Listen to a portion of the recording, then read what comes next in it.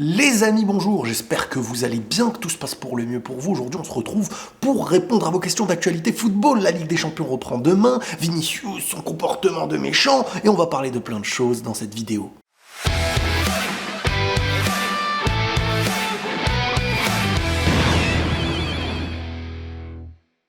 J'aimerais avoir ton avis sur le retour de Courtois.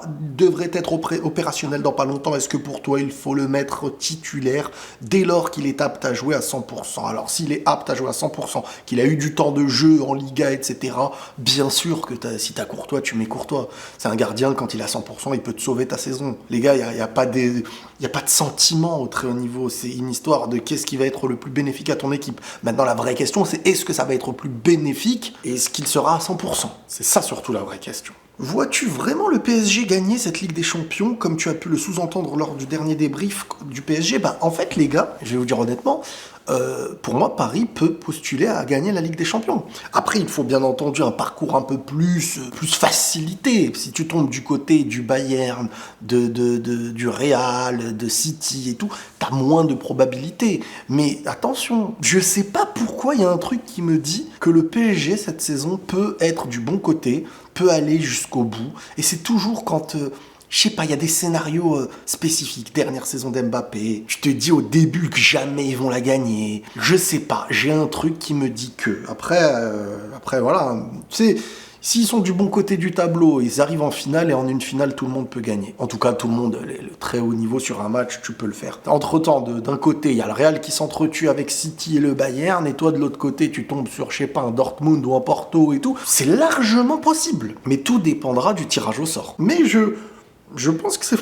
franchement, aujourd'hui, Paris, Bayern, City, Real, Inter, ils peuvent la prendre. T'en penses quoi du PSG cette saison en Ligue des Champions? Écoutez, Paris, après voilà, la Ligue des Champions, elle a deux saisons. Elle a la saison des groupes, la phase de groupe, et il y a la saison des phases à élimination. On a déjà connu du PSG très très fort en phase de groupe, pour se faire toujours éteindre en élimination, en phase éliminatoire, en huitième, en quart et tout.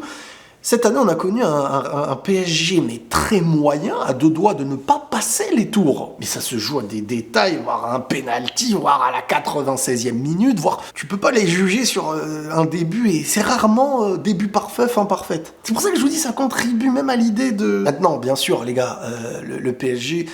aura connu beaucoup de matchs très difficiles comme on n'a pas été habitué à les voir ainsi. Match à l'extérieur, on a pu le voir contre le Milan, contre Dortmund, Newcastle, n'en parlons pas. Mais maintenant, les matchs où tu dois être focus, aller, retour, voilà, là, il n'y a pas d'histoire à réfléchir. Tu joues ton match au présent. Tu penses quoi du lynchage médiatique que subit Vinicius et toute l'hypocrisie autour de lui et les gens qui le traitent de joueur nul alors que personne parle avec lui à son poste? Bon, alors déjà, le cas Vinicius, il faut de la nuance. Chose qu'il n'y a plus aujourd'hui. Je veux dire, demain, Vinicius, il bouscule un mec de choses qui existent presque chaque week-end, ça va être... En fait, c'est comme ça que... En fait, j'ai pas envie de vous faire croire que je défends le gars, et j'ai pas envie de vous faire croire que je ne le défends pas non plus. Parce qu'il y a des situations où il va être défendable et des situations où il va pas être défendable. Mais vu que l'humain n'arrive pas, tu vois, ils font des articles tous les jours, et donc, forcément, si même quand il fait ça, tu fais un article, demain il fait une bêtise, tu vas dire c'est le truc en plus. Mais si en fait tu ne pointes que ce qui est mauvais chez lui, tu ne feras pas autant d'articles que les gens sont en train de faire. Mais il fait parler, il fait vendre aussi, il faut pas oublier l'état d'esprit de gens qui veulent faire des articles. Ça fait beaucoup plus vendre de parler d'un Vinicius méchant, d'un Real Madrid qui est toujours arbitré comme d'un Real Madrid favoritisme, conspiration, truc machin. Ça fait toujours plus vendre, hein, tu vois. On va pas avoir d'articles sur Reims ou sur je sais pas quoi.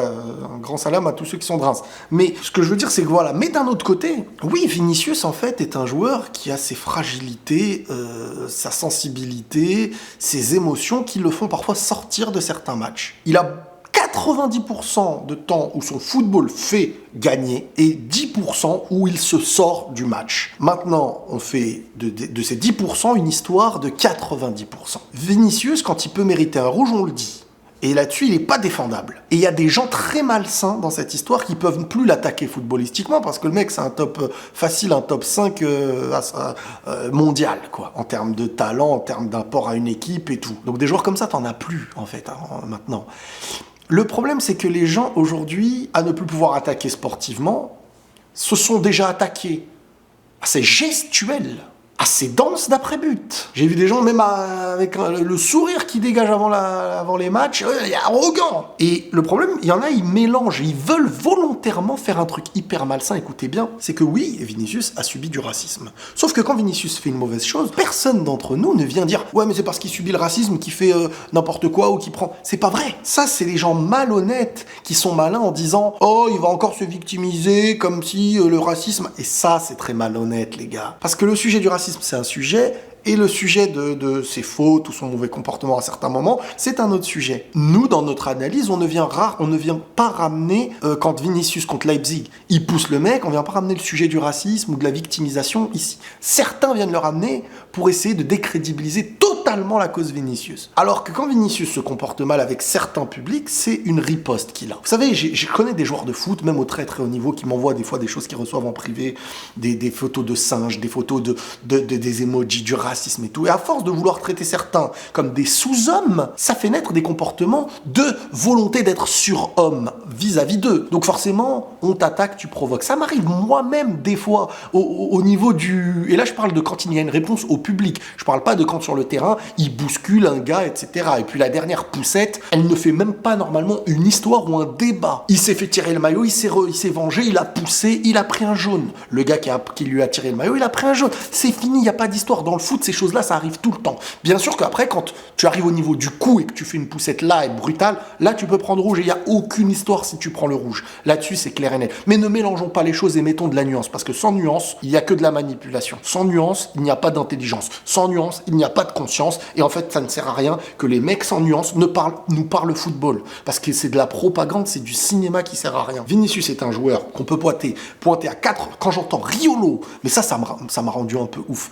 Riolo, en parlant de Vinicius, en disant c'est un mauvais gars et tout, mais qu'est-ce qu'il en sait? Vinicius, en interne, c'est une crème. C'est un mec qui est d'une modestie et les gens ne se rendent pas compte. Mais c'est un mec, vous verrez avec Mbappé s'il va poser des problèmes. Vous verrez, je vous le dis tout de suite. Vinicius sait s'adapter. Vinicius, quand Bellingham est en réussite, il fait la célébration de Bellingham. Il est là à l'encourager. Il veut monter le Bellingham pour le Ballon d'Or, en fait. Là, le Real, ils sont comme ça. Et t'as pas un Vinicius qui est en train de se dire non, mais moi, machin. Et sans parler de ce qu'il fait humainement en dehors du foot. Et t'as un Riolo, comme ça, qui décide ouais, c'est un mauvais mec, ça se voit. Machin. C'est quoi ces jugements? Déjà, il a commencé avec Luis Enrique l'autre fois, mauvais homme, mauvais machin. C'est quoi ces jugements de valeur là pour du foot? Des mecs comme moi au foot parfois, quand on joue sous la pression, on est sous la pression de quelque chose. Comment des gens qui ne connaissent pas humainement les personnes en arrivent à être capables de parler de mauvais garçons, mauvais gars, mauvais... Non mais c'est du foot, c'est sur un terrain. C'est en dehors qu'on voit les pensées des gens. C'est pas quand t'es sous pression avec ton maillot de foot ou dans une arène ou j'en sais rien. Ça aussi, il faut mettre une nuance à ce sujet-là. Donc le sujet Vinicius, pointer les problèmes quand c'est des problèmes, et là-dessus on va tous être d'accord. Ok, le racisme, c'est dans une autre case. Quand il a lieu, oui. Maintenant, mélanger tout comme certains veulent nous faire croire qu'on le fait, c'est pas vrai. C'est des sujets qu'il faut pointer du doigt, mais ne pas les sous-estimer non plus. Et par contre, quand ça ne mérite pas d'être dans la une de certains articles, ça ne mérite pas d'être dans la une de certains articles. Vous pétez les plombs des fois aussi. C'est ça le problème. Et en fait, à force de répéter quelque chose aux yeux des gens, quand ils vont voir un truc, ils vont croire que c'est tous les jours un quotidien, que c'est tous les jours pareil. C'est comme l'arbitrage. Même sur un truc tout bête, tu vas dire l'arbitrage réel. L'arbitrage réel, chaque week-end tu le fais. C'est psychologique. Et ben tu vas le faire.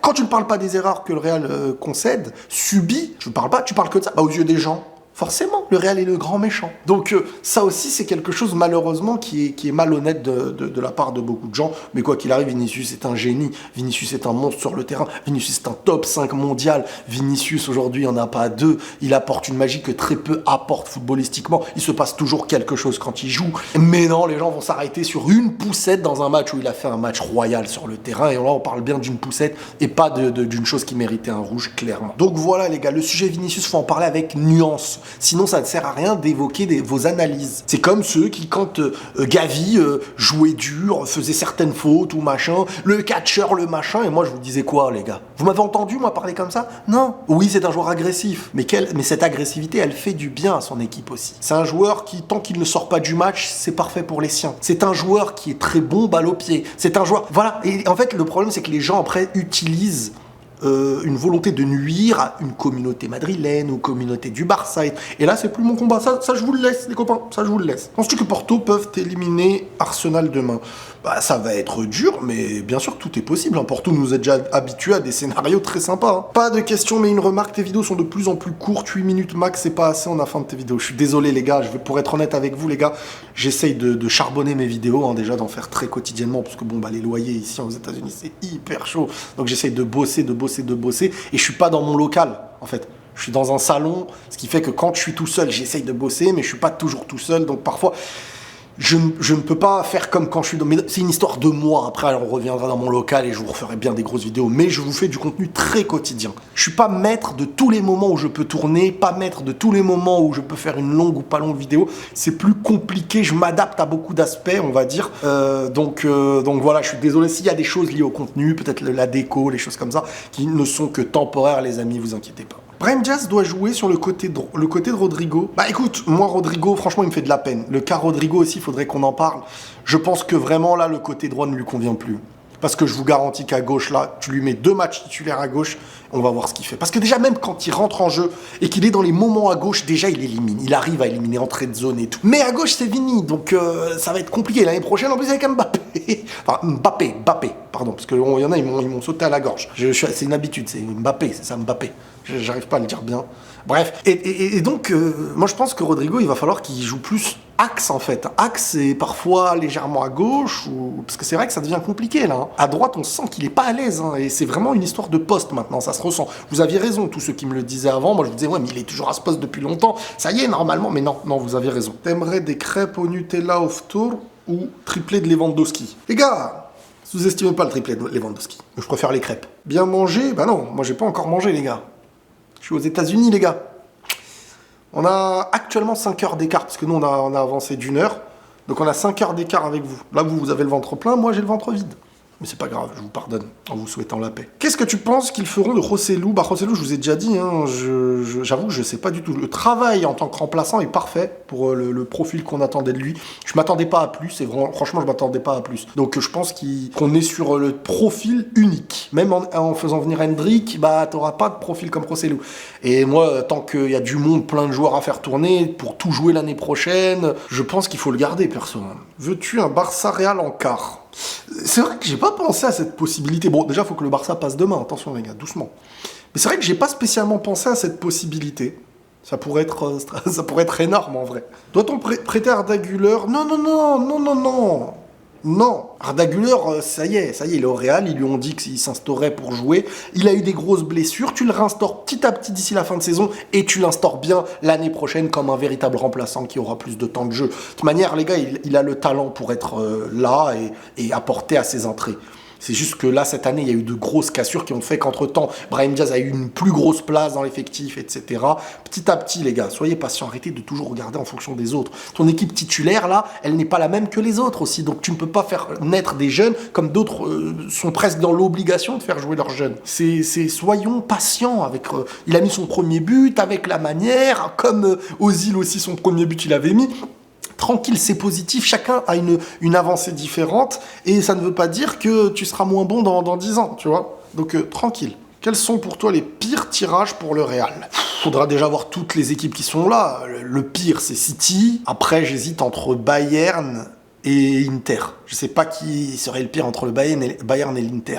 L'Inter, elle est plus en place, mais Bayern, c'est une équipe, je pense que qui va jouer le jeu et tu auras peut-être plus d'espace. Je sais pas. Après, l'Inter, c'est une équipe que tu as déjà joué plein de fois, mais en ce moment, ils ont l'air quand même complexes, ils sont très complets. C'est un peu un Real, ils me font penser un peu au Real des fois dans leur football. C'est City. Le pire tirage, on sait que c'est City. Hein. City, il faut les jouer en un match, c'est mieux. Pourquoi aimes-tu le Real? Parce que c'est l'équipe que j'ai vraiment aimée depuis très très longtemps, plus que les autres, et avec le temps, je les ai toujours suivis. Et l'amour, voilà, les gars, l'amour, on peut pas dire à quelqu'un pourquoi tu aimes. Quand conscience et amour, on fait le calcul et on donnait ce résultat. Oh, je terminerai sur cette belle phrase. Merci les amis. Prenez tous soin de vous les amis, on se tient au jus. Demain c'est la Ligue des Champions et la paix sur vous.